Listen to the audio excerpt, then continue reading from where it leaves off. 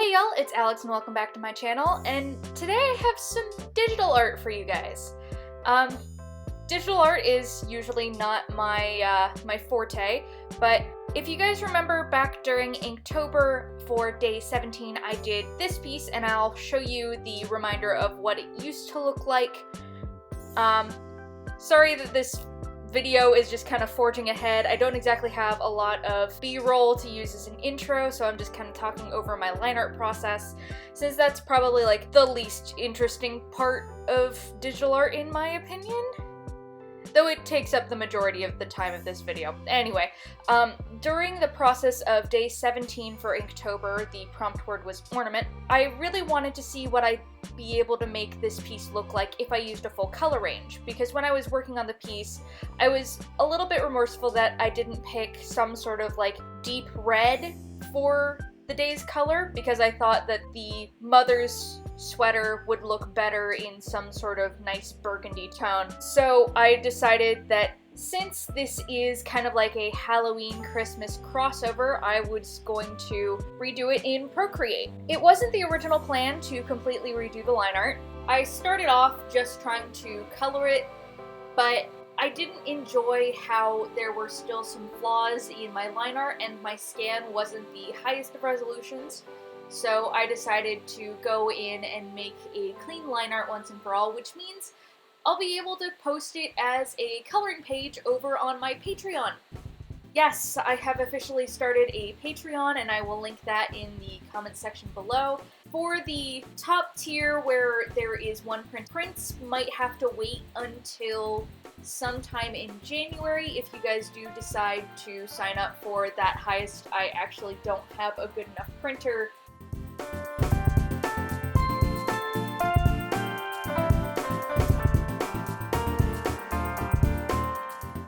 So, in redoing the line art of this piece, I got to redo some of the ornaments I wasn't too happy with, like the Black Widow, and I was a little bit remorseful that I didn't include like a tombstone or a coffin in there, so I added in both of those. I think the tombstone with Rip Bitches is probably my favorite, and yes, that is a tree that I'd put on an ornament. A tree I'd put on an ornament. An ornament I'd put on a tree with children, because why are curse words curse words? So, I was originally planning on posting this video in November at some point, and then I remembered just how long it takes me to motivate to do digital art. I don't know what it is. So this piece, when I originally did it, if I recall, took me about 2 hours and 45 minutes. At least that's the point at which in Inktober I was starting to take 2 hours and 45 minutes. The entire elapsed time of me working on this piece was 5 hours. And I just hate having the option to have an undo button. And also I hate the fact that I can't put things in frame properly. I screen recorded with my iPad, knowing that the time-lapse feature of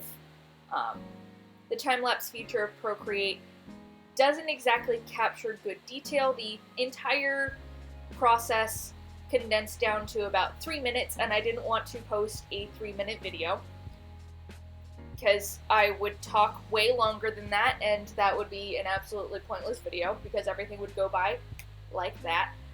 That was a crappy snap for those wondering, but yeah. I would have sat at my desk and recorded the screen like on my phone. However, the one thing I like about digital art is the fact that I can work from anywhere in my house, and also from anywhere. I actually took this over to my parents' house during Thanksgiving to work on it a little bit. I've been working on this one for a while. It was a lot of piecemeal and a lot of trial and error. By far my least favorite part of doing this piece over again was trying to redo the font.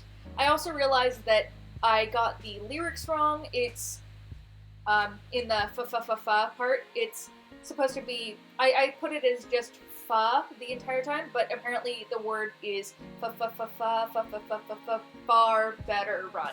So I was able to fix that finally. That's not been fixed on the original. Speaking of the original, I actually don't know which I prefer. While it's nice to have this kind of cleaned up version and be able to fix some of the ornaments, I do like the limited color palette that I had with the other one. I also didn't know what background color to go with for the digital one, so I just went for this kind of like weird gray-green. So I'm not a big fan of that. I'm probably going to change it if I do end up making prints of this. But if you had to choose between the original Inktober piece and this version, which would you pick to have a print of? As we're coming into the new year, I'm trying to set up an online store and my Patreon, which, again, linked below. And it's all very new to me. I've never tried to, like, my art has always been a hobby, and now that I'm trying to make it a career option, it's throwing me for a little bit of a loop. I'll fully admit that. So bear with me here as I get everything set up. I should have my first monthly coloring pages open on my Patreon.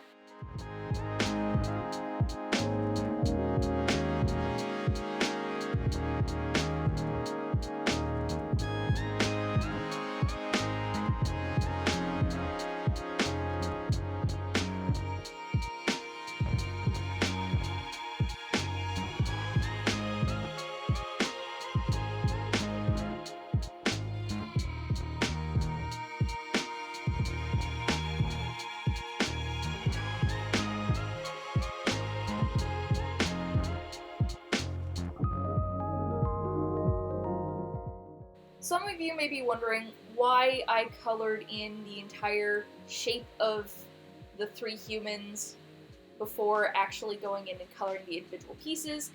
I prefer working in clipping masks, so that way I only have to erase all the way around a character once, and then I can just overlay all of my other body colors and clothing colors just to that one layer. I started doing that back when I used like Photoshop CS2, and at least I felt like it decreased the amount of time I spent erasing. I don't know for sure whether or not it did, but it's just always been my process. I'm hoping that the jumping screen doesn't bother you guys so much. I had a lot of trouble getting my hand situated right, and it's a little hard to keep turning around the iPad in my lap to be able to get to where I need to. And I didn't want to put too much strain on my hand by bending it in odd directions, which I feel like I do during a lot of videos anyway, so.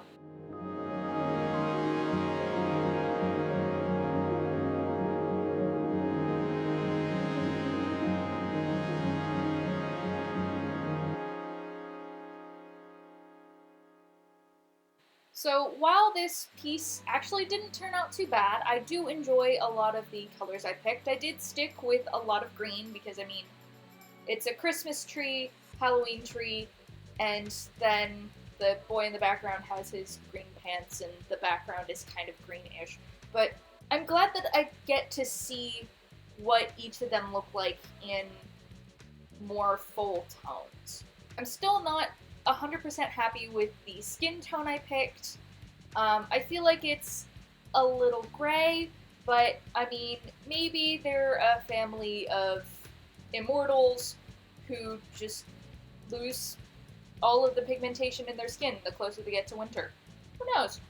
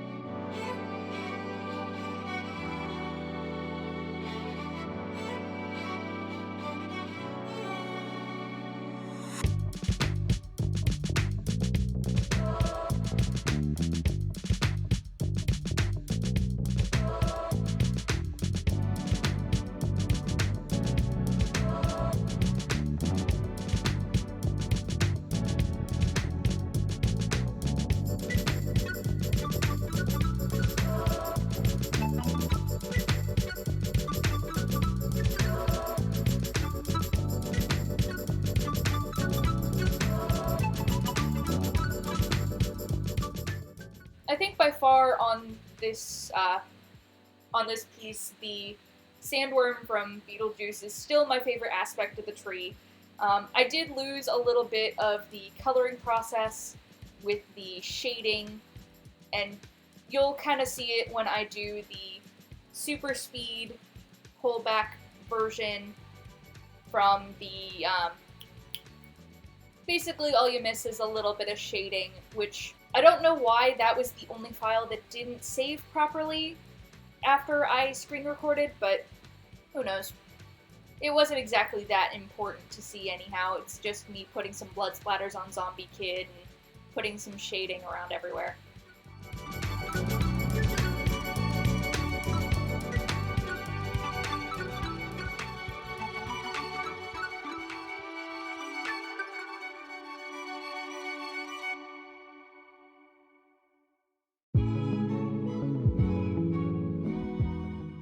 So you'll have to tell me whether you prefer this version or the original limited color palette version, but either way, I think that this piece actually turned out pretty good.